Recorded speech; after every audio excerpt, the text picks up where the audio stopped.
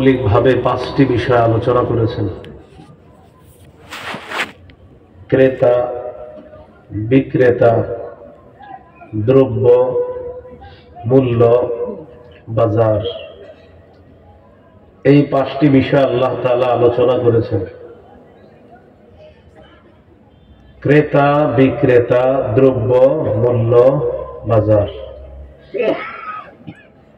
আপনারা কষ্ট করে যদি আমার সাথে বলেন তাহলে মনে থাকবে। বলেন, ক্রেতা আল্লাহ, বিক্রেতা মুমিনগণ, দ্রব্য জানমাল, মূল্য জান্নাত, বাজার জিহাদের ময়দান।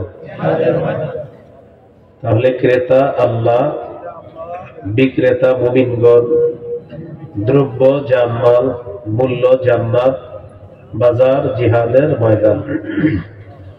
এই কথাটাই আল্লাহ তাআলা বলেন, ইন্নাল্লাহা আশতারা মিনাল মুমিনিনা আনফুসাহুম ওয়া আমওয়ালাহুম বিআন্না লাহুমুল জান্নাহ। ইন্নাল্লাহা আশতারা, নিশ্চয়ই আল্লাহ ক্রয় করে নিয়েছেন। আল্লাহ হলেন ক্রেতা। মিনাল মুমিনিনা, মুমিনদের থেকে, মুমিনরা হলো বিক্রেতা। আনফুসাহুম ওয়া আমওয়ালাহুম, তাদের জান মাল, এটা হলো দ্রব্য। বিআন্না লাহুমুল জান্নাহ, বিনিময় বা মূল্য হলো আল্লাহর দেওয়া জান্নাত। ইউকাতিলুনা ফি সাবিলিল্লাহি ফায়াকতুলুনা ওয়া ইউকতালুন, তারা আল্লাহর রাস্তায় লড়াই করবে, কাফেরদেরকে হত্যা করবে, নিজেরা শহীদ হবে। এই শহীদ হওয়া, লড়াই করা যেখানে হবে সেটা হলো জিহাদের ময়দান, আর এটাই হলো বাজার।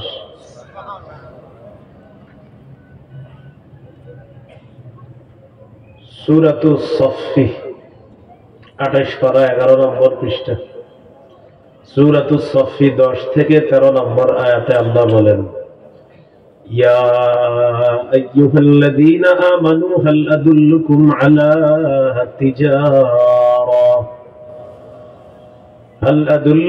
আলা তিজারাতিন তুনজিকুম মিন আযাবিন আলীম। হে ঈমানদারগণ, আমি কি তোমাদেরকে এমন একটা ব্যবসার কথা বলবো যে ব্যবসা তোমাদেরকে যন্ত্রণাদায়ক আযাব থেকে রক্ষা করবে। তুমিনুনা বিল্লাহ, সেই ব্যবসাটা হলো তোমরা আল্লাহকে বিশ্বাস করবা, ওয়া রাসূলিহি, রাসূলকে বিশ্বাস করবা, ওয়া তুজাহিদুনা ফি সাবিলিল্লাহি বিআমওয়ালিকুম ওয়া আনফুসিকুম, নিজেদের জানমাল নিয়ে আল্লাহর রাস্তায় লড়াই করবা। যালিকুম খায়রুল লাকুম ইন কুনতুম তা'লামুন। আল্লাহ তাআলা বলেন, যদি তোমরা জানতে এটাই তোমাদের জন্য কল্যাণ। ইয়াগফির লাকুম যুনুবাকুম, লাভ হলো তোমাদের আগের যত গুনাহ আছে সমস্ত গুনাহগুলা আল্লাহ মাফ করে দিবেন। সুবহানাল্লাহ। ويدخلكم جنات تجري من تحتها الأنهار, আল্লাহ তাআলা তোমাদেরকে এমন বাগানে প্রবেশ করাবেন যে বাগানের তলদেশ দিয়ে নহর সমূহ প্রবাহিত হয়।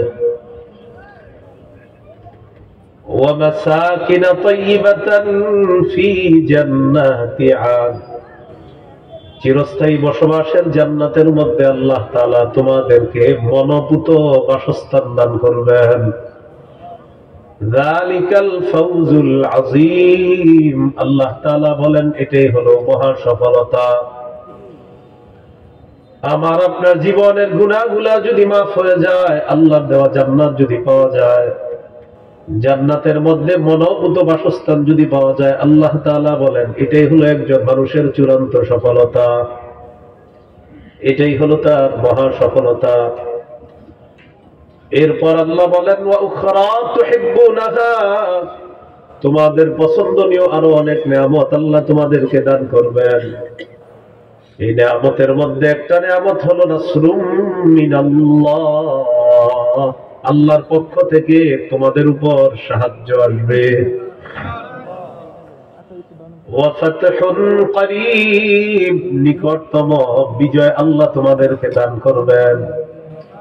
ওয়া বাশশিরিল মুমিনিন, আল্লাহ তাআলা বলেন নবী আপনি মুমিনদেরকে সুসংবাদ জানায় দেন। এখানে বললেন এমন একটা ব্যবসা, ভাই কয়েল লাগাইছেন নাকি? হ্যাঁ, না না, একটু পরে আমার কাশি শুরু হয়ে যাবে, বন্ধ করে পরে পরে দিয়ে কিছুক্ষণের মধ্যে কিন্তু প্রচুর কাশি হবে, প্রচুর কাশি হবে। আল্লাহ হেফাজত করেন। হ্যাঁ, তাড়াতাড়ি সরল এটা, মশা আমার খাত কিন্তু পরে লাগায় না।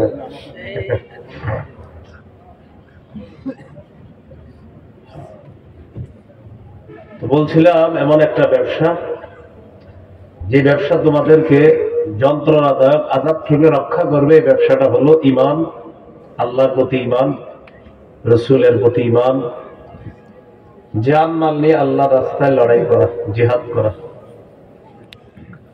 26 পারা 16 নম্বর পৃষ্ঠা সূরাতুল হুজুরাত 15 নম্বর আয়াত। আল্লাহ তাআলা বলেন ইন্নামাল মুমিনুনা আল্লাযীনা আমানু বিল্লাহ ওয়া রাসূলিহি সুম্মা লাম ইয়ারতাবু ওয়া জাহাদু বিআমওয়ালিহিম ওয়া আনফুসিহিম ফী সাবীলিল্লাহ উলাইকা হুমুস সাদিকুন। আল্লাহ তাআলা বলেন খাঁটি ঈমানদার হলো তারা যারা আল্লাহকে বিশ্বাস করে, রাসূলকে বিশ্বাস করে, সন্দেহ করে না। নিজেদের জানমাল নিয়ে যারা আল্লাহর রাস্তায় লড়াই করে, আল্লাহ বলেন তাদেরকে আমি খাঁটি মুমিন বলে ঘোষণা করলাম। উলাইকা হুমুস সাদিকুন।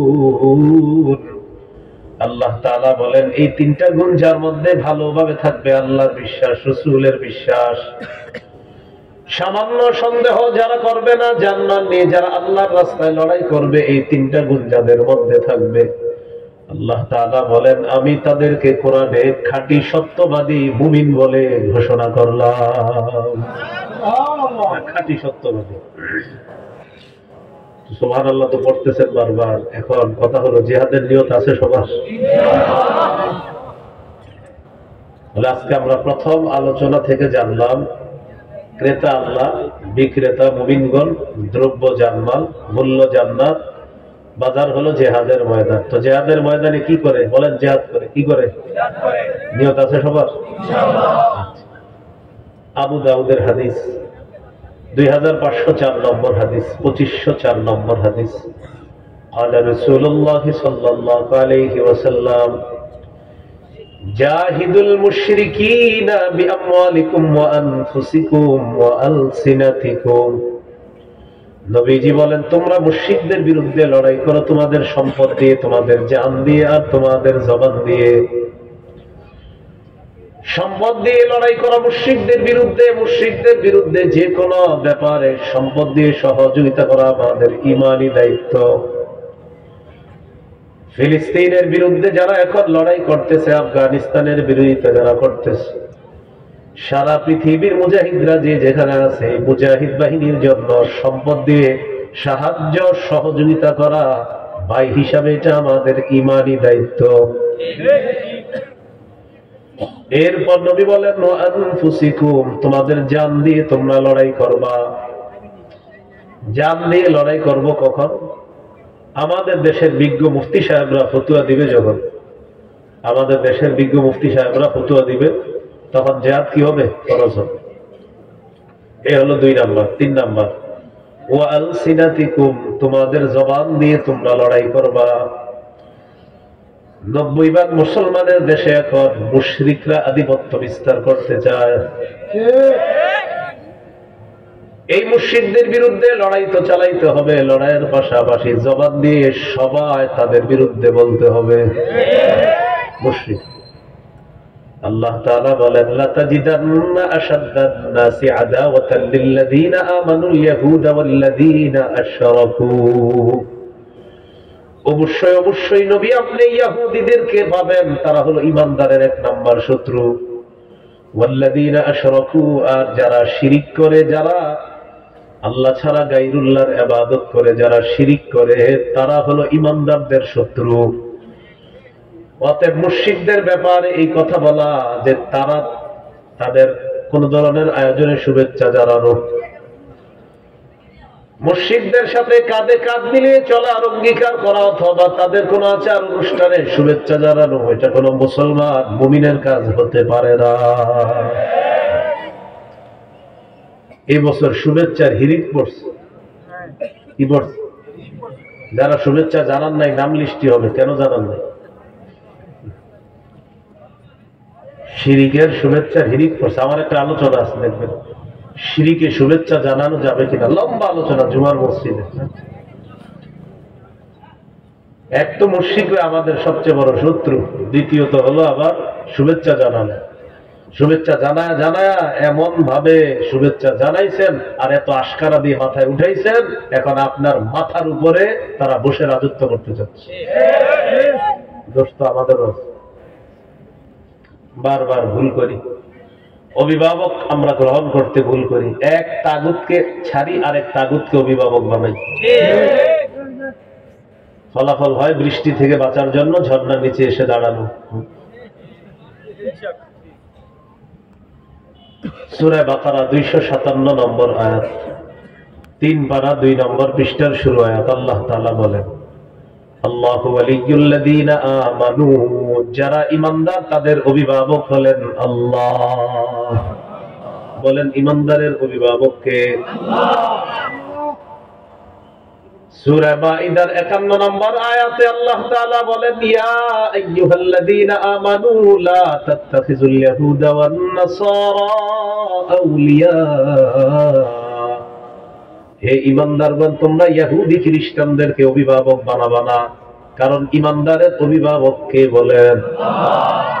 কিন্তু আমরা বারবার ভুল করি, ওই ইহুদি খ্রিস্টানদের পরিচালিত এক তাগুতকে ছাইরা আবার আরেক তাগুতকে ধরি, অথচ তারা তাদের দেশে 47 জন প্রেসিডেন্ট পরিবর্তন করে, একজনকেও নারী বসায় না। আর মুসলমানের উপরে নারী চাপায়া দিয়া, মুসলমানদেরকে গোলামের জিনজির পরায়া দিয়া তারা মুসলমানের উপর রাজত্ব করতে চায়। এই জন্য রাসূলুল্লাহ সাল্লাল্লাহু আলাইহি সাল্লাম বলেন, লা ইউফলিহা কওমুন ওয়াল্লাউ আমরাহুম ইমরাআতান। নবীজি বলেন, ওই জাতি কিছুতেই সফল হবে না যে জাতি তাদের নেতৃত্বে কোনো নারী বসায়া দেয়। যে জাতি তাদের নেতৃত্বে কোনো নারী বসায়া দেয়, সেই জাতি কখনো কি হবে না? সফল। ঠিক ঠিক তো এখানে বলেন, পরে তো আবার গিয়ে কামড়াইলেই ঘটনা। সবই তো ঠিক, ঠিক না? কি বলেন? আমাদের অভিভাবককে এটা না বুঝলে আমাদের ভাগ্যের পরিবর্তন হবে না। আফগানিস্তান বুঝেছে বিষয়টা, বুঝার পর আল্লাহ তাআলাকে অভিভাবক মানার কারণে তাদেরকে আল্লাহ সফলতা দান করছে। সারা দুনিয়া 3 বছর 4 বছর আগে আফগানিস্তানকে গণ্য করে নাই, গণনায় নেয় নাই। এখন আফগানিস্তান কাউকে টাইম দেয় না, কারণ তাদের অভিভাবক কাকে মানছে? তারা। কি লজ্জাকর বিষয়, 90% মুসলমানের দেশ, অন্য দেশের কেউ শুনলে বলবে তাহলে তো তোমাদের দেশে কোরআন সুন্নাহ অনুযায়ী সব চলে, কিন্তু কিভাবে আপনি বলবেন যে আমাদের দেশে এই দুইটাই সবচেয়ে কম চলে?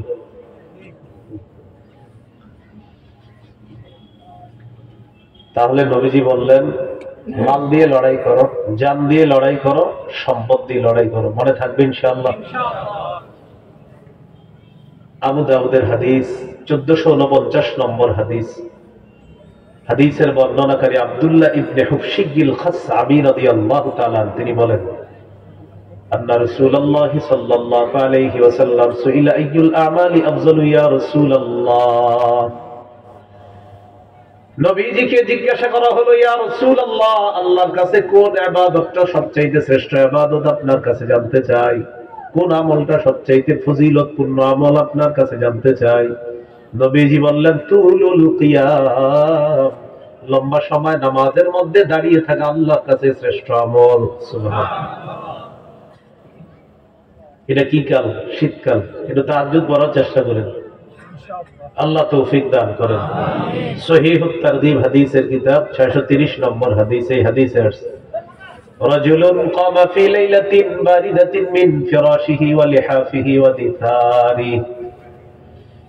এক ব্যক্তি প্রচন্ড শীতের রাত, লেপ কম্বল বিছানা ছেড়ে রাতের বেলা ঘুম থেকে জাগ্রত হওয়ার পর কামা ফাতাওয়াদ্দা সুম্মা কামা ইলা সালাহ, ওযু করছে, করার পর নামাজের মধ্যে দাঁড়িয়েছে। প্রচন্ড শীতের রাত, লেপ কম্বল বিছানা ছেড়ে যে নামাজের মধ্যে দাঁড়িয়ে যায়, আল্লাহ তাআলা তাকে দেখে খুশিতে হাসতে থাকে। সুবহানাল্লাহ। ফেরেশতাদেরকে আল্লাহ তাআলা প্রশ্ন করেন, মা হামালা আবদি হাযা আলা মা সানা, আমার এই বান্দা নামাজের মধ্যে দাঁড়িয়েছে, কি কারণে দাঁড়িয়েছে, কেন দাঁড়াইলো?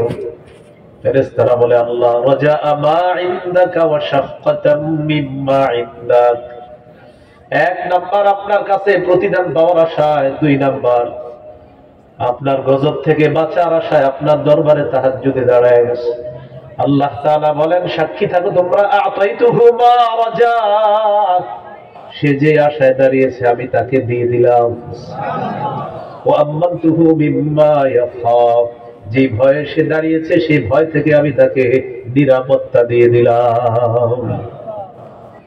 নামাজ পড়বো তো ইনশাআল্লাহ।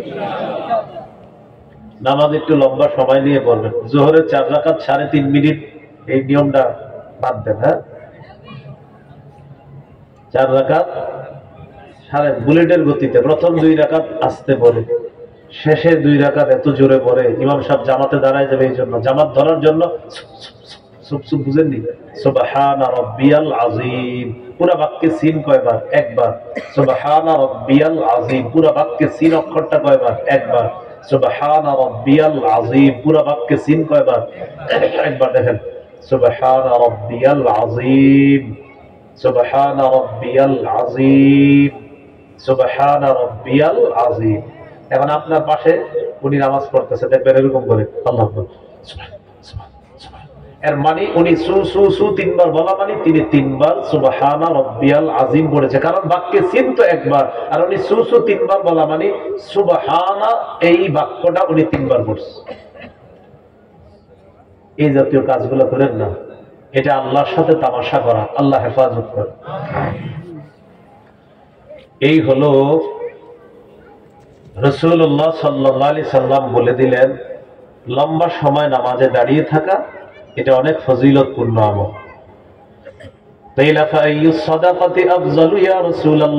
এরপর প্রশ্ন করা হলো, কোন ধরনের সদকা সবচাইতে শ্রেষ্ঠ? নবীজি বললেন, জাহাদুল মুখিল্লি, যেই বান্দা পরিশ্রম করে, উপার্জন করে, তার এই উপার্জিত সম্পদ থেকে সে যেই সদকা করে, এই সদকাটা আল্লাহর কাছে শ্রেষ্ঠ সদকা বলে গণ্য হয়ে যায়। রিকশা চালাইলেন, পান দোকানদারি করলেন, ছোটখাটো ব্যবসা করলেন, ইটের ভাটায় চাকরি করলেন, ইট ভাঙার কাজ করলেন, এই সমস্ত কষ্টদায়ক কাজ, অথবা আপনি চাকরি করলেন, সারা মাস চাকরি করার পর যে বেতন আপনি পেলেন, এই বেতন থেকে আপনি সদকা করলেন, নবীজি বলেন এই সদকা আল্লাহর কাছে শ্রেষ্ঠ সদকা হিসাবে গণ্য হয়ে যায়।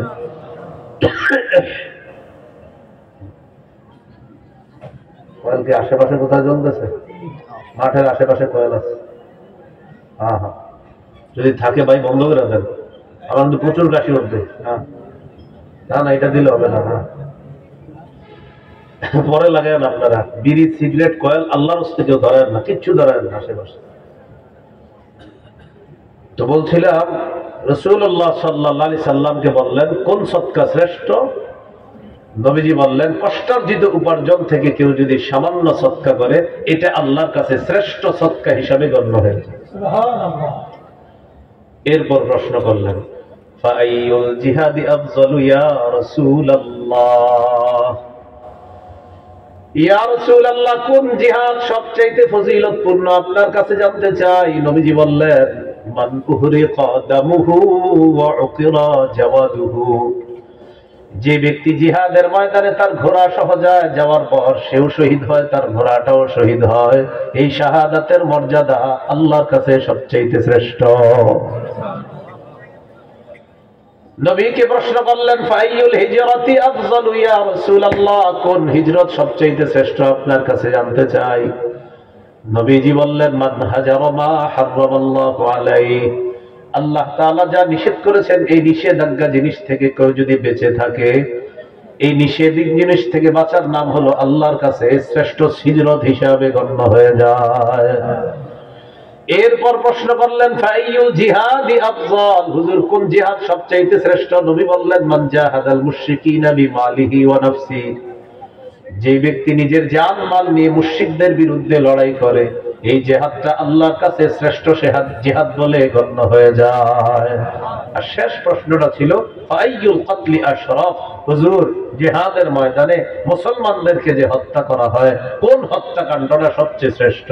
নবী তখন বললেন, মান উহরি কদামুহু ওয়া উকিরা জাওয়াদুহু, যে ব্যক্তি ঘোড়া নিয়ে জিহাদে যায়, এই বাহন সহ যদি শহীদ হয়, এই শাহাদাত আল্লাহর কাছে শ্রেষ্ঠ শাহাদাত হিসাবে গণ্য হয়। তাহলে জিহাদের ময়দানে জিহাদ করতে হয়, জিহাদের ফজিলত জানলাম। আবু দাউদের হাদিস 2484 নম্বর হাদিস, 2484 নম্বর হাদিস। قال رسول الله صلى الله عليه وسلم, নবীজি বলেন, লা তাজালু তাইফাতুম মিন উম্মতি ইউকাতিলুনা আলাল হাক্কি যাহিরিনা আলা মান নাওয়াহুম, আমার উম্মতের একটা দল সদা সর্বদা হকের পক্ষে লড়াই করবে, হকের উপর অটল থেকে তারা হকের পক্ষে লড়াই করবে। যাহিরিনা আলা মান নাওয়াহুম, যারা তাদের বিরোধিতা করবে তারা তাদের বিরুদ্ধে সফল হবে। সুবহানাল্লাহ, যারা তাদের বিরোধিতা করবে, যারা তাদের বিরোধিতা করবে, ওই শত্রুদের বিরুদ্ধে তারা সফল হবে, বিজয় লাভ করবে।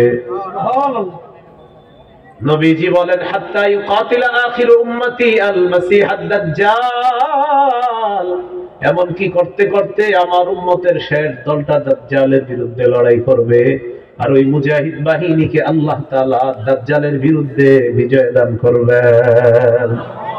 তাহলে আমার সাথে বলেন, বলেন ইসলামের, বলেন বিজয়, চূড়ান্ত বিজয়। মানে বলেন তো, চূড়ান্ত বিজয় কার? ইসলামের, মুসলমানের বিজয় হলো চূড়ান্ত বিজয়। তাহলে জিহাদের বিধান এটা চলতেছে, এখনো চলতেছে। এক উম্মত এভাবে হকের পক্ষে লড়াই করবে। এই যে ফিলিস্তিনের মুজাহিদ, তারা হকের পক্ষে লড়াই করতেছে। রাসূলুল্লাহ সাল্লাল্লাহু আলাইহি সাল্লাম বলেছেন, এরকম একটা দল লড়াই করতেই থাকবে। আবু দাউদের হাদিস 2532 নম্বর হাদিস। বিভিন্ন দেশের হাইকোর্ট, সুপ্রিম কোর্ট, আদালত থেকে জিহাদ নিষিদ্ধ হয়, হয় না? এই হাদিসটা শুনবেন, শোনার পর আমাদের দেশে এই জাতীয় উল্টাপাল্টা কথা যদি কখনো হয়, এই হাদিস দিয়ে জবাব দিয়ে দিব আমরা ইনশাআল্লাহ। বলেন আবু দাউদের 2532 নম্বর হাদিস। قال رسول, 2532, 2532। قال رسول الله صلى الله عليه وسلم, নবীজি বলেন, সালাসাতুম মিন আসলিল ঈমান, আল্লাহ নবী বলেন ঈমানের মূল বিষয় হলো তিনটা। বলেন ঈমানের মূল বিষয় কয়টা? তিনটা। এক নাম্বারটা দেখেন, আল কাফু আম্মান ক্বালা লা ইলাহা ইল্লাল্লাহ, পড়িটু লা ইলাহা ইল্লাল্লাহ। এই যে আপনারা লা ইলাহা ইল্লাল্লাহ পড়লেন, আমার পাশে তিনি লা ইলাহা ইল্লাল্লাহ পড়লেন, আপনারা লা ইলাহা ইল্লাল্লাহ পড়লেন, তিনি লা ইলাহা ইল্লাল্লাহ পড়লো। নবী বলেন, যে বলে লা ইলাহা ইল্লাল্লাহ, তাকে মুখ দিয়েও কষ্ট দিবা না, কর্ম দিয়েও তাকে কষ্ট দিবা না। এটা ঈমানের মূল তিনটা বিষয়ের একটা বিষয়। লা ইলাহা ইল্লাল্লাহ যে বলে, তাকে মুখ দিয়ে কর্ম দিয়ে কষ্ট দিবা না, কথা কর্ম কোনো কষ্ট দেওয়া যাবে না। দুই নাম্বার, লা নুকাফিরুহু বিযামবিন, কোন মুসলমান গুনাহ করার কারণে তাকে আমরা কাফের বলবো না। কোন মুসলমানের কোন একটা গুনাহ দেখা মাত্রই তাকে আমরা কাফের বলবো না। তাহলে কুফরির ফতোয়া কে দিবে? ফতোয়া বিভাগ থেকে দিবে। কুফরির ফতোয়া কে দিবে? ফতোয়া বিভাগ থেকে দিবে। ওয়ালা নুকাফিরুহু বিযামবিন, কোন মুসলমানকে গুনাহের কারণে আমরা কাফের বলবো না।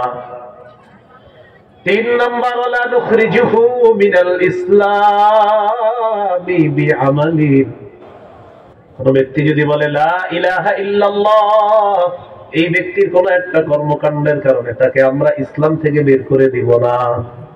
তাহলে যে বলে লা ইলাহা ইল্লাল্লাহ তাকে কষ্ট দেওয়া যাবে না। যে বলে লা ইলাহা ইল্লাল্লাহ তার কোন গুনাহের কারণে তাকে আমরা কাফের বলবো না। কাফের যদি বলতে হয় ফতুয়া বিভাগ আছে, আলেম বিজ্ঞ মুফতি যারা, তারা কাফেরের ফতুয়া দিবে, আমি আপনি না। ঠিক আছে না? 3 নাম্বার, লা নুখরিজুহু মিনাল ইসলাম বিআমালিন। যে ব্যক্তি বলে লা ইলাহা ইল্লাল্লাহ, এই ব্যক্তিকে আমরা কোন কর্মের কারণে ইসলাম থেকে বের করে দিব না। এটা বলার পর নবী কি বলে দেখেন, ওয়াল জিহাদু মাযিন মুনযু বাসানি আল্লাহু ইলা আইয়ুকাতিলা আখির উম্মতি আদ-দাজ্জাল। নবীজি বলেন, আমাকে যেদিন থেকে আল্লাহ নবী বানিয়েছেন, যেদিন থেকে আল্লাহ নবুয়ত দান করেছেন, সেদিন থেকে জিহাদের বিধান চালু হয়েছে, এটা জারি থাকবে, এমনকি আমার উম্মতের শেষ দলটা দাজ্জালের বিরুদ্ধে লড়াই করা পর্যন্ত জিহাদ অব্যাহত থাকবে। শেষে কি বলে দেখেন, লা ইউবতিলুহু জাহিরিন ওয়ালা আদলু আদিলিন। বলেন সবাই, জিহাদের বিধান কোন জালেমের জুলুম, কোন বিচারকের বিচার জিহাদের বিধানকে বাতিল করতে পারবে না। আবার জালেমের জুলুম, বিচারকের বিচার জিহাদের বিধানকে বাতিল করতে পারবে না। আমরা যদি কখনো দেখতে পাই কোন বিচারক বলে জিহাদ এই দেশে নিষিদ্ধ, আমরা বলবো তুমি নিষিদ্ধ। আর নিষিদ্ধ বললে কি নিষিদ্ধ হবে? যদি কেউ বলে যে জিহাদ নিষিদ্ধ, বলবেন প্রিয় বিচারক সাহেব, আপনি এটা বললেও নিষিদ্ধ হবে না, না বললেও নিষিদ্ধ হবে না, চুপচাপ থাকেন, ভালো থাকবেন, ফাইজলামি করবেন, আপনারই নিষিদ্ধ করে দেওয়া হবে। কারণ কোন ব্যক্তি যদি বলে জিহাদ নিষিদ্ধ, তো এটা তো হলো না, কারণ নবী তো বলে দিয়েছে এটা নিষিদ্ধ করার কোনো প্রশ্ন আসে না। মনে থাকবেন ইনশাআল্লাহ। আল্লাহ মনে রাখার তৌফিক দান করেন। সহিহ বুখারীর বর্ণনা 3123 নম্বর হাদিস, 3123 মানে 3123। عن أبي هريرة رضي الله تعالى عنه قال قال رسول الله صلى الله عليه وسلم নবীজি বলেন, তাকাফফালাল্লাহু লিমান জাহাদা ফি সাবিলিল্লাহ লা ইউখরিজুহু ইল্লাল জিহাদু ফি সাবিলি ওয়া তাসদীকু কালিমাতি। যে ব্যক্তি আল্লাহর রাস্তায় জিহাদে বের হয়, তার উদ্দেশ্য শুধু আল্লাহর রাস্তায় জিহাদ করা, আল্লাহর কথাগুলো বিশ্বাস করেছে। আল্লাহ আপনি বলছেন জিহাদ করলে এই এই ফজিলত, এই আশা নিয়ে আমি জিহাদের ময়দানে আসছি। নবীজি বলেন, এই মুজাহিদের ব্যাপারে আল্লাহ তাআলা দায়িত্ব নিয়ে নেয়, বিআইয়ুদখিলাহুল জান্নাহ। হয়তো এই মুজাহিদ শহীদ হবে, আর শহীদ হওয়ার পর আল্লাহ তাআলা দায়িত্ব নিয়ে তাকে জান্নাতে প্রবেশ করায়া দিবেন। আর যদি গাজী হয়, আও ইয়ারজিহু ফি মাসকারিহিল্লাযী খারাজা মিনহু মা নালা মিন আজরিন আও গানিমা। আর যদি মুজাহিদ গাজী হয়, নবীজি বলেন আল্লাহ তাআলা দায়িত্ব নিয়ে নিয়েছেন, প্রচুর গনিমতের মাল সম্পদ সহ তাকে তার বাসায় আল্লাহ ফিরাইয়া দিবেন। নিয়ত আসেনি জিহাদের? আল্লাহ তৌফিক দান করেন। সহিহ মুসলিমের বর্ণনা 1878 নম্বর হাদিস। মাদ্রাসা পাঠ্যপুস্তক অনুসারে মোট হাদিস সংখ্যা হবে 3033টা। এই হাদিসের মধ্যে আছে, قال رسول الله صلى الله عليه وسلم مثل المجاهد في سبيل الله كمثل الصائم القائم القانت بآيات الله لا يفتر من صيام ولا صلاة حتى يرجع المجاهد في سبيل الله। একটু বুঝেন, মুজাহিদ জিহাদে বের হয়েছে, জিহাদে বের হওয়ার পর তার কি পরিমাণ সওয়াব। এক ব্যক্তি নফল রোজা রাখছে, নফল রোজা রেখে নামাজে দাঁড়াইছে, কোরআন তেলাওয়াত করতেছে, তাহলে লোকটা রোজাদার, লোকটা নামাজে, লোকটা তেলাওয়াত করতেছে। কতগুলা আমল একসাথে? 1 রোজাদার আপনি, 2 আপনি নামাজে আছেন, 3 আপনি তেলাওয়াত করতেছেন। রোজার সওয়াব, নামাজের সওয়াব, তেলাওয়াতের সওয়াব। মুজাহিদ আল্লাহর রাস্তায় পাড়া দেওয়ার সাথে সাথে আপনার এই সব সওয়াব আল্লাহ তাকে দিতে থাকে। যতক্ষণ সে ফিরে না আসবে ততক্ষণ তার আমল নামায় এই সওয়াব অব্যাহত থাকে, চলতে থাকে এই সওয়াব। আল্লাহ আমাদেরকে সকলকে আমরা যেন জিহাদের মানসিকতা রাখতে পারি, আল্লাহ তৌফিক দান করেন। জিহাদের নিয়ত আছে তো সবার? তিরমিজির বর্ণনা 1655 নম্বর হাদিস, 1655। عن أبي هريرة رضي الله تعالى عنه قال قال رسول الله صلى الله عليه وسلم নবীজি বলেন, সালাসুন হাক্কুন আলাল্লাহি আউনুহুম, তিন ব্যক্তিকে সাহায্য করা আল্লাহ নিজের উপর ওয়াজিব করে দেয়। কয় ব্যক্তিকে সাহায্য করা আল্লাহ ওয়াজিব করে দেয়? তিন। এক নাম্বার, আল মুজাহিদু ফি সাবিলিল্লাহ, যে মুজাহিদ আল্লাহর রাস্তায় লড়াই করে তাকে সাহায্য করা আল্লাহ নিজের উপর ওয়াজিব করে দেয়। দুই নাম্বার, আল মুকাতাবুল্লাযী ইউরিদুল আদা, ওই চুক্তিকৃত গোলাম মনিবের সাথে চুক্তি করছে, ও মনিব আপনারে আমি এই পরিমাণ টাকা দিলে আমাকে আপনি আজাদ করে দিবেন। মনিব আর গোলামের মধ্যে চুক্তি হয়েছে, মনিব রাজি হয়েছে, তুমি এই পরিমাণ টাকা আদায় করতে পারলে আমি তোমাকে আজাদ করে দিব, চুক্তি হয়েছে। এই যে চুক্তিকৃত গোলাম, তাকে সাহায্য করা আল্লাহ তাআলা নিজের উপর ওয়াজিব করে দেয়। তিন নাম্বার, আপনাকে আল্লাযী ইউরিদুল আফাফা, যে ব্যক্তি বিয়ের মাধ্যমে নিজেকে পুত পবিত্র করতে চায়, এই ব্যক্তিকে সাহায্য করা আল্লাহ তাআলা নিজের উপর ওয়াজিব করে দেয়। বিয়ের মাধ্যমে পুত পবিত্র হবেন আপনি, শর্ত হলো নিয়ত থাকতে হবে আসলে পবিত্র হবে, কিন্তু আপনি আগে থেকে অপবিত্র এমন এমন কাম করেন। মেয়েরে দেখতে গেছে, দেখতে যাওয়ার পর ছেলের পক্ষের মেয়েরাই গেছে দেখতে, মেয়েরা তো দেখলে কোনো সমস্যা নেই, জানায় আসছে আগামী অমুক তারিখে ছেলের বাপ আসবে। কে আসবে বলে না? আপনার বাপ গেলেও বলেন কে আসবে, মানে আপনাদের অনেকের বাপ তো গেছে এই জন্য বলতেছে, বলে কে আসবে? ছেলের সমস্যা নেই, কার বাপ গেছে তো আমি জানি না, বলেন সমস্যা নেই, ছেলের বাপ। তো ছেলের বাবাও গিয়ে দেখবে মেয়েটারে, দেখার পর আইসা বাপ বলবে মেয়ে পছন্দ হয়েছে না হয়েছে। এই যে আপনার হুবু স্ত্রীকে আপনার বাবা গিয়ে দেখলো, এটা হারাম কাজ করছে। কি কাজ? এতক্ষণ তো সুবহানাল্লাহর আওয়াজ জোরেই ছিল, এখন হঠাৎ সবাই চুপ হয়ে গেলেন কেন? মানে আপনারা আছেন মাঠে? আচ্ছা আচ্ছা, কোন সময় আপনাদের আওয়াজ হালকা হয় এটা আমি ভালো করে বুঝি। হ্যাঁ, যেমন সুদের ওয়াজ করলে পুরো মাঠে হাজার হাজার মানুষ থাকলে মনে হয় কেউ নেই। কিসের ওয়াজ? সুদের ওয়াজ যখন করি কোথাও, মনে করেন প্রচুর মানুষ, কিন্তু মনে হয় যে আমি খালি মাঠে আছি, আসলে সবাই আছে, কিন্তু সবাই চুপচাপ থাকে। আবার প্রথমে বললানি ভাই সুদের ওয়াজে কেউ উঠবেন না, উঠলেই সন্দেহ লাগবে, তো টেনশনে উঠতেও পারে না, চুপচাপ থাকে। এক তো উঠতে পারে না, দ্বিতীয়ত আবার বৈশাখ কেমনে মাইনা নিব এই ওয়াজগুলা, তো চুপচাপ বৈশা থাকা। আমি বললাম, আমি সবাই বলি ঠিক কিনা, বলে জি এরকম বলে। হ্যাঁ, প্রথমে দুই তিনটা ফজিলতের হাদিস শোনায়, তখন সুবহানাল্লাহ বলে ফাটায় না। তো যখন নাকি সুদের আলোচনা শুরু হয়, আস্তাগফিরুল্লাহ, নাউযুবিল্লাহ। বাবা ছেলের হুবু স্ত্রীকে দেখতে যাওয়া বাবার জন্য হারাম। বাবার জন্য কি হারাম? দেখ, যাই হোক, বাপে দেখে আসছে, হারাম কাজ করছে। এখন কনের পক্ষ ছেলে পক্ষকে ফোন দেয়, তা আপনারা কবে জানাবেন সিদ্ধান্ত ফাইনাল? ছেলে পক্ষ বলে ছেলের একজন দুলাভাই আমেরিকা থাকে, এই দুলাভাই মেয়ের ছবি দেখার পর সিদ্ধান্ত দিবে হ্যাঁ নাকি না, কারণ বিয়েটা দুলাভাই করবে, এই জন্য ছেলের দুলাভাই মেয়েকে দেখবে, দেখার পর বলবে এই মেয়ে কি হ্যাঁ নাকি না, কারণ বিয়েটা দুলাভাই করবে, তো এই জন্য সিদ্ধান্ত। নির্লজ্জ আর বেহায়া অশ্লীলতা এমন ভাবে ছড়িয়ে দেয়, এগুলা হলো যার সন্তান তৈরি করার একটা নীল নকশা। বিয়ে কে করবে? আপনি করবেন, তো দুলাভাই কেন দেখবেন? আবার কি সিদ্ধান্ত দিবে হ্যাঁ নাকি না? এই জাতীয় সমাজ ব্যবস্থা যদি আপনারা কেউ বলে, আপনার মা বাবা আপনারা বলতে পারে বাবা এটা সামাজিকতা, আপনি বলবেন আম্মা আব্বা সমাজের জন্য আমি আমার রবকে ছাড়তে পারবো না, আমার রবের জন্য এই জাতীয় হাজারো অশ্লীলতাপূর্ণ সমাজ আমি ছাড়তে পারবো না, আমার রবকে আমি ছাড়তে পারবো না, বলতে পারবেন না? আল্লাহ তৌফিক দান করুন। তো যাই হোক, আমরা মূল আলোচনায় থাকি, আমাদের আলোচনা জিহাদ চলে গেছে বিয়ে থেকে। তিন ব্যক্তিকে সাহায্য করা আল্লাহ নিজের উপর অবধারিত করে দেয়, এর মধ্যে একজন মুজাহিদ, আরেকজন হলো গোলাম, আরেকজন হলো ওই যে বিবাহ যে করবে।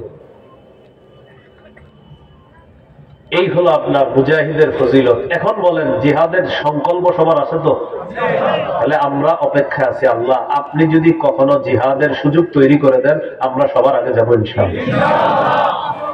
যদি নিয়ত না থাকে কি সমস্যা হবে? সহিহ মুসলিমের বর্ণনা 1910 নম্বর হাদিস, 1910। قال رسول الله صلى الله عليه وسلم من مات ولم يغزو ولم يحدث به نفسه مات على شعبة من النفاق। নবীজি বলেন, কেউ যদি আল্লাহর রাস্তায় জিহাদ না করে মারা যায় অথবা জিহাদের নিয়ত না করে মারা যায়, এই ব্যক্তি মুনাফিকি মৃত্যুবরণ করলো বলি নাউজুবিল্লাহ। এই মুসলমান মনে রাখবেন, নবীজি বলতেছেন কেউ যদি জিহাদ না করে মারা যায় অথবা জিহাদের সংকল্প অন্তরে না রেখে মারা যায়, এই ব্যক্তি মুনাফিকি মৃত্যুবরণ করবে নাউজুবিল্লাহ। তাহলে গেল জিহাদের ময়দান, গেল জিহাদের কথা। এবার তিরমিজির একটা হাদিস শুনি, 1656 নম্বর হাদিস। قال رسول الله صلى الله عليه وسلم لا يكلم أحد في سبيل الله والله أعلم بمن يكلم في سبيله إلا جاء يوم القيامة واللون لون الدم والريح ريح المسك। নবীজি বলেন, কোন ব্যক্তি যদি জিহাদের ময়দানে গিয়ে আঘাতপ্রাপ্ত হয়, কে আঘাতপ্রাপ্ত হবে বিষয়টা জানেন একমাত্র আল্লাহ। কেউ যদি জিহাদের ময়দানে গিয়ে আঘাতপ্রাপ্ত হয়, এই শুধুমাত্র আঘাতপ্রাপ্ত হওয়ার কারণে কিয়ামতের ময়দানে এমন অবস্থায় উঠবে, তার শরীরের রংটা হবে, আঘাতের জায়গার রং হবে রক্তের কালারের রং। ওর রিহুল মিসকি, তার শরীর থেকে মেশক আম্বরের ঘ্রাণ বের হবে। তাহলে গেল জিহাদের ময়দান, গেল জিহাদ, জিহাদে গিয়ে আঘাতপ্রাপ্ত হওয়া। এবার রয়ে গেছে গুরুত্বপূর্ণ কথাটা, শহীদ হওয়া। সুবহানাল্লাহ। জিহাদের ময়দান, জিহাদ, জিহাদের ময়দানে আঘাতপ্রাপ্ত হওয়া। এবার আমরা জানবো শহীদ হওয়া। এবার বলেন, শহীদ হওয়ার নিয়ত আছে নি? 16 ঘর থেকে কেউ নিয়ত করছেন, আল্লাহ আপনি যদি কখনো শহীদ হওয়ার একটা সুযোগ করে দেন তো আল্লাহ আমি শহীদ হব, এবং বাস্তবিক আপনি মন থেকে নিয়তটা করছেন। যদি করে ফেলতে পারেন কি হবে? রাসূল সাল্লাল্লাহু আলাইহি ওয়াসাল্লাম বলেন, মুসলিমের বর্ণনা 1909 নম্বর হাদিস, 1909 নম্বর হাদিস। মাদ্রাসা পাঠ্যপুস্তক অনুসারে মোট হাদিস সংখ্যা হবে 3033টা। قال رسول الله صلى الله عليه وسلم من سأل الله الشهادة بصدق بلغه الله منازل الشهداء وإن مات على فراشه। কোন ব্যক্তি যদি দিল থেকে শহীদ হওয়ার নিয়ত করে, আল্লাহ তুমি যদি আমাকে শহীদ হওয়ার সুযোগ করে দাও আমি শহীদ হব। 16 ঘর থেকে আপনি নিয়ত করেছেন, আল্লাহ আমি এই মুন্সিগঞ্জ 16 ঘর এলাকার একজন মানুষ, মাহমুদ আমাদের কেউ চিনে না, তবে আল্লাহ আমাদের বাংলাদেশের মুখ্য মুফতি সাহেবরা কখনো যদি জিহাদের ফতোয়া দেয়, আল্লাহ আমি জিহাদের ময়দানে গিয়ে সবার আগে শহীদ হব মাবুদ। এই জাতীয় সুন্দর নিয়ত যদি আপনার থাকে, নবী বলেন এই ব্যক্তি যদি তার ঘরের বিছানার মধ্যেও মারা যায়, আল্লাহ তাআলা তাকে শহীদদের মর্যাদায় পৌঁছায় দিবে। ঘরের বিছানায় মারা গেল শহীদদের, তাহলে হলো শহীদ। বলেন কি শহীদ নিয়ে কিছু জানা দরকার আছে না নাই? বলেন সূরা আলী ইমরান 169 নম্বর আয়াত। কোন সূরা? কত নম্বর আয়াত? আচ্ছা মন দিয়ে শুনেন। আবু দাউদের হাদিস 2520 নম্বর হাদিস, 2520। এই হাদিসটা হলো সূরা আলী ইমরানের 169 নম্বর আয়াত নাজিলের প্রেক্ষাপট। কোন হাদিসটা? আবু দাউদের 2520 নম্বর হাদিস। মুফাসসিরিনে কেরাম বলেন, বদরের যুদ্ধে যারা শহীদ হয়েছে, আর কারো কারো অভিমত হলো উহুদের যুদ্ধে যারা শহীদ হয়েছে।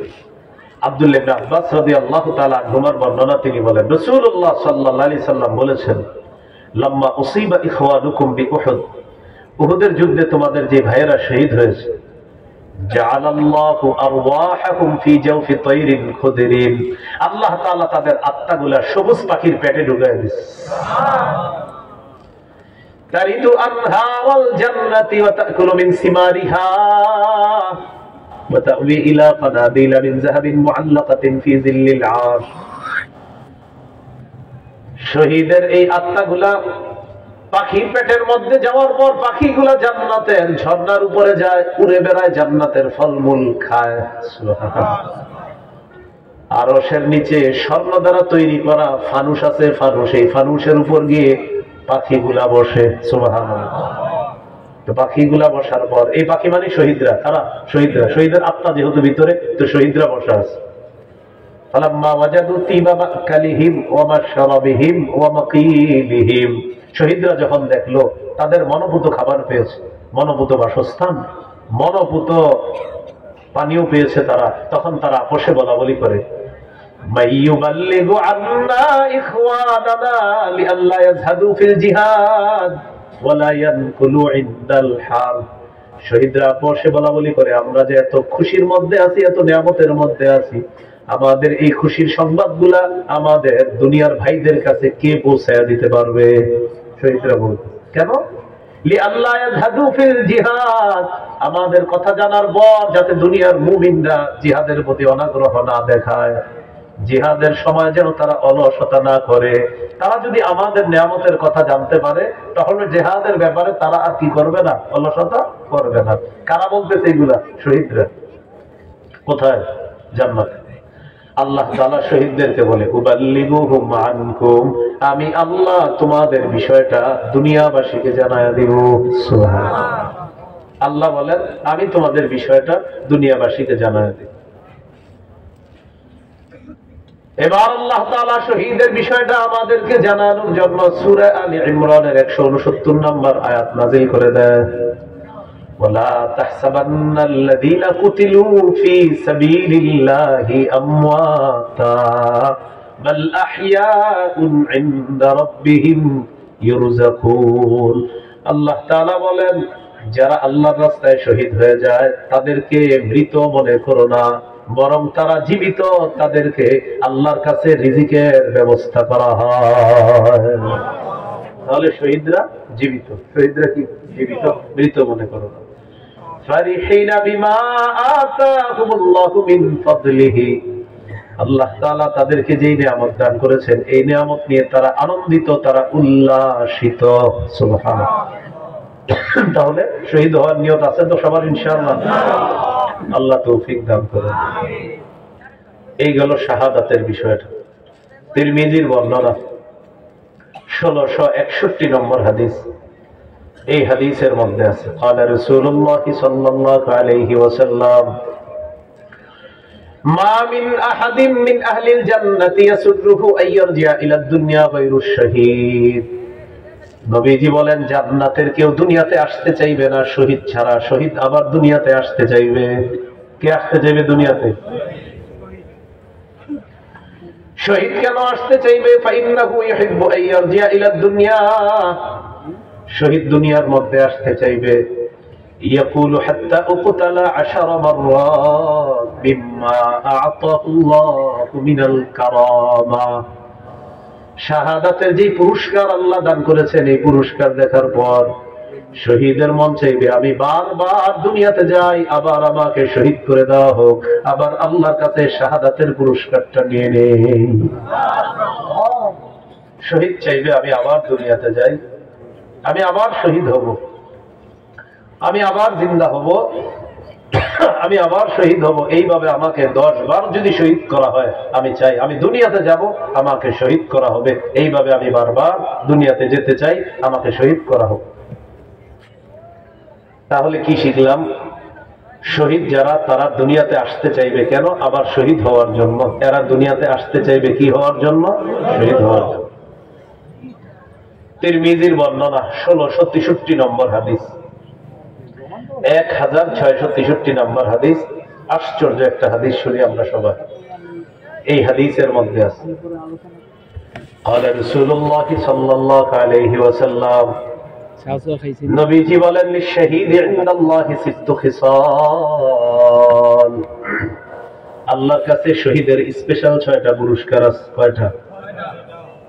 6টা পুরস্কার আছে শহীদের আল্লাহর কাছে।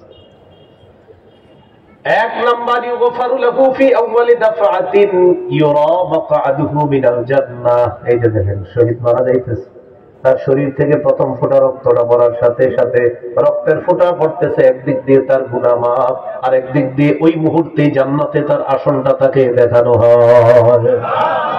শহীদ মারা যাইতেছে, শহীদের রক্তের ফোঁটাটা পড়ছে, আল্লাহ জানে সে এখন শহীদ হবে, একদিক দিয়ে তার গুনাহ মাফ, আর একদিক দিয়ে জান্নাতের আসনটা তাকে দেখানো হচ্ছে।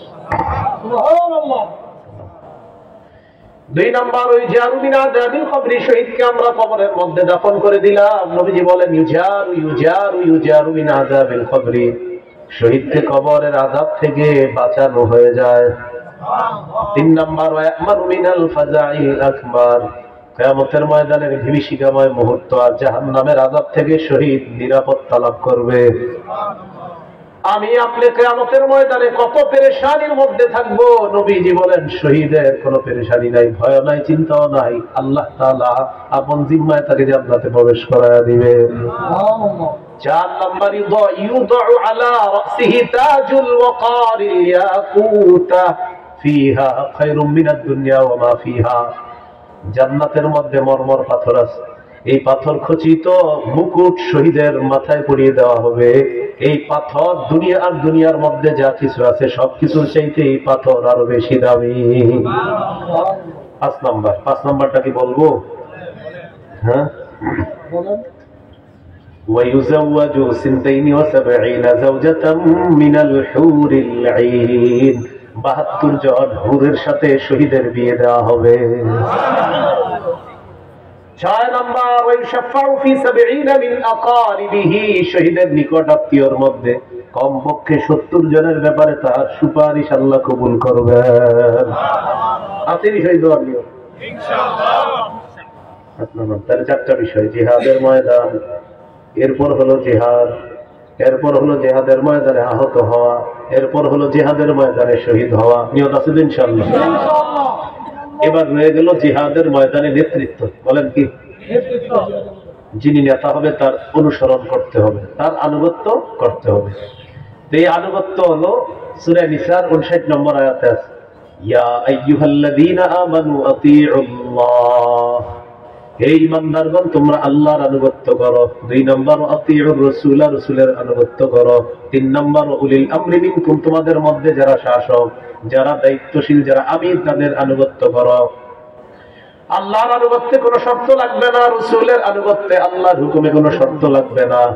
তবে শাসকের আনুগত্য, আমিরের আনুগত্য করতে শর্তের প্রয়োজন আছে, আমিরের ইতাআত করতে শর্তের প্রয়োজন আছে।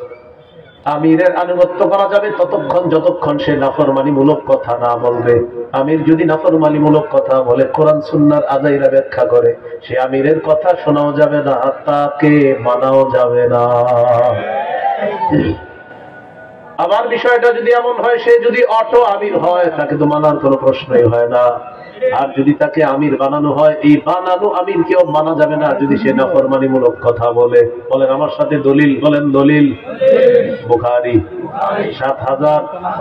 7144 নম্বর হাদিস, বুখারী 4340 নম্বর হাদিস। এই দুই হাদিস আছে, আমিরকে শর্ত ছাড়া মানা যাবে না। সূরা মাইদা 104 নম্বর আয়াত, সূরা নিসা 59 নম্বর আয়াত, সহিহ বুখারী 7144, সহিহ বুখারী 4340, আমিরকে নিঃশর্ত ভাবে মানা যাবে না। খালি একটা হাদিস শোনাই, মন দিয়ে হাদিসটা শোনেন, একদম মন দিয়ে শুনবেন। সহিহ বুখারী 4340 নম্বরটা হাদিসটা শোনাই। আলী রাদিয়াল্লাহু তাআলা আনহুর বর্ণনা, বাআসান নবী সাল্লাল্লাহু আলাইহি সাল্লাম সারিয়াতান, আল্লাহ রাসূল একটা বাহিনী পাঠাইছে। ওয়াস্তা'মালা আলাইহিম রাজুলাম মিনাল আনসার, একজন আমির বানায়া দিয়েছে। ওয়া আমারাহুম আইয়ুতিউহু, আমিরকে বলে দিয়েছে বাহিনীকে যে তোমরা সবাই আমিরের কথা শুনবা, মানবা। আবার বলছি, বাহিনী প্রেরণ করলেন, আমির বানায়া দিলেন, আর বলে দিলেন আমিরের কথা শুনবা, মানবা। ফাগাদিবা, আমির সাহেব রাগ হয়ে গেছে। রাগ হওয়ার পর সেনাবাহিনীকে বলতেছে, আলাইসা কাদ আমারাকুম রাসূলুল্লাহ সাল্লাল্লাহু আলাইহি সাল্লাম আন তুতিউনি, আচ্ছা নবী কি বলে নাই তোমরা আমার আনুগত্য করবা? তো সবাই বলতেছে, হ্যাঁ নবী তো বলছে। তো যেহেতু নবীজি বলছে, এখন আমি যা যা বলবো সব শুনবা। জি বলেন। তো এইবার বলতেছে আমির সাহেব, ইজমাউলি হাতবা, লাকড়ি সংগ্রহ করো। ফাজামাউ, তারা লাকড়ি সংগ্রহ করছে। মন দিয়ে বুঝতেছেন তো প্রিয় ভাইরা? লাকড়ি সংগ্রহ করার পর আমির সাহেব বললেন, আউকিদুহা নার, আগুন লাগায় দাও। ফাআউকাদুহা নার, আগুন লাগায় দিল। এবার আমির সাহেব বললেন, উদখুলুহা, তোমরা সবাই আগুনে ঝাঁপ দাও। করলেন তোমরা লাকড়ি সংগ্রহ করো, তো লাকড়ি সংগ্রহ করলো, এবার বললেন আগুন জ্বালাও, আগুন জ্বালাই। এবার আমির সাহেব বললেন সবাই আগুনে ঝাঁপ দাও, সবাই কোথাও ঝাঁপ দাও আগুনে। ফাহাম্মু, সাহাবীরা রেডি হয়ে গেছে আগুনে ঝাঁপ দিতে। চিন্তা করেন, কারণ আমিরের কথা মানতে হবে, তাই আগুনে ঝাঁপ দেওয়ার জন্য তৈরি। আগুনে ঝাঁপ দেওয়ার আগে এক সাহাবী আরেক সাহাবীরে বলে, এই আসলে ঝাঁপ দিব? একজন আরেকজন ফাজআলা ইউসিকু বাদুহুম বাদা, একজন আরেকজন এভাবে খোঁচায়, এই আসলে ঝাঁপ দিব, এই আসলে ঝাঁপ দিব, এরকম আরেকজন আরেকজনে বলে। কেন? ফারান্না মিনান নার ইলা রাসূলিল্লাহ, আগুন থেকে বাঁচার জন্য নবীর কাছে আসছে, সেই নবী আগুনে ঝাঁপ দিতে বলবে, এটা আমাদের বিশ্বাস হয় না। এই করতে করতে হাত্তা খামাদাতিন নার, আগুন নিভে গেছে। সুবহানাল্লাহ। সাকানা গদবহু, আমির সাহেবের রাগও ঠান্ডা হয়ে গেছে। আলহামদুলিল্লাহ বলে। শুধু আমাদের হযরত জিতটা 9-10 বছরও ঠান্ডা হইল না। তো এখন আমির সাহেবের রাগ ঠান্ডা, আগুনও নিভে গেছে। আগুন নিভে যাওয়ার পর ঘটনাটা নবীজির কাছে গেছে। যাওয়ার পরে রাসূল সাল্লাল্লাহু আলাইহি সাল্লাম বললেন, সর্বনাশ, তারা যদি আমিরের কথা শুনে আগুনে ঝাঁপ দিত, বা খারাজু মিনহা ইলা ইয়াউমিল কিয়ামা, কিয়ামত পর্যন্ত আগুনই থাকতো, আর বের হতে পারতো না। নবীজি বললেন, ইন্নামাত তাআতু ফিল মারুফ, আমিরের কথা শুধু ন্যায়সঙ্গত কথা শুনবা। আমির কোন নাফরমানিমূলক কথা বললে তার কথা শোনাও যাবে না, তার কথা মানাও যাবে না। সারা দুনিয়ার উলামায়ে কেরাম যদি কারো কোনো ভুল ধরিয়ে দেয়, এই ভুলটাকে ভুলই মানতে হবে, এবং এটা মানার পরে আপনাদেরকে সেই জাতীয় ভুল থেকে বেঁচে থাকতে হবে। যদি না বাঁচেন, নিঃসন্দেহে এটা গুমরাহির পথ।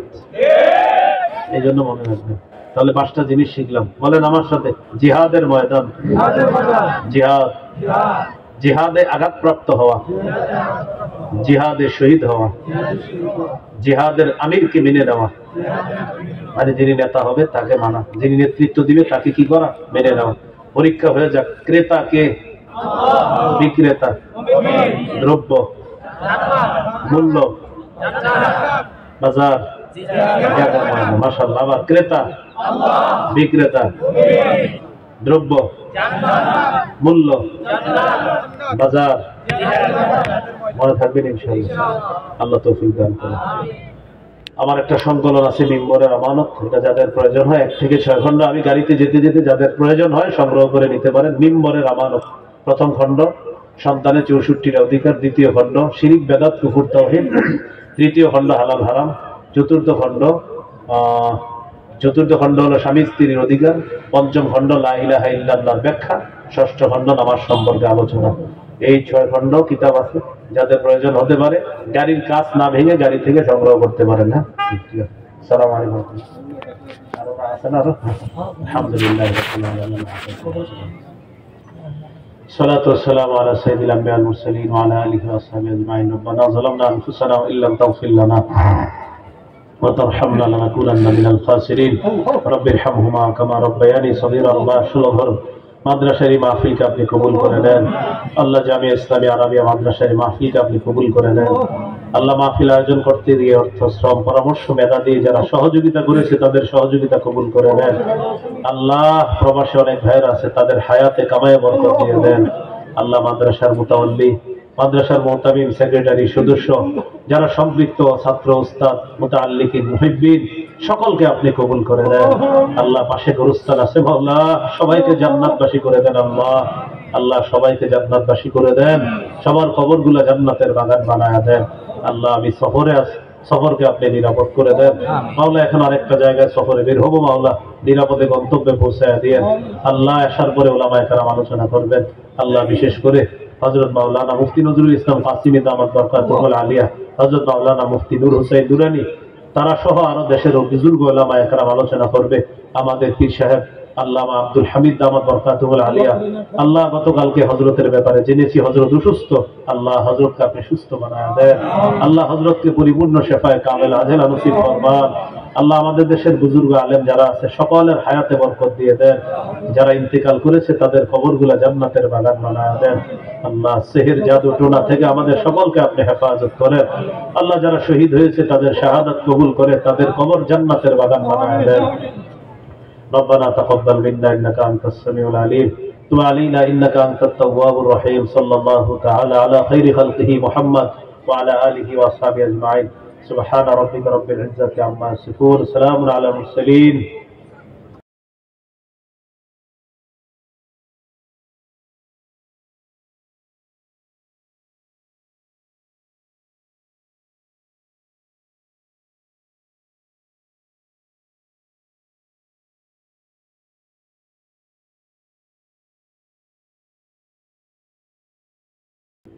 আলহামদুলিল্লাহ রাব্বিল আলামিন।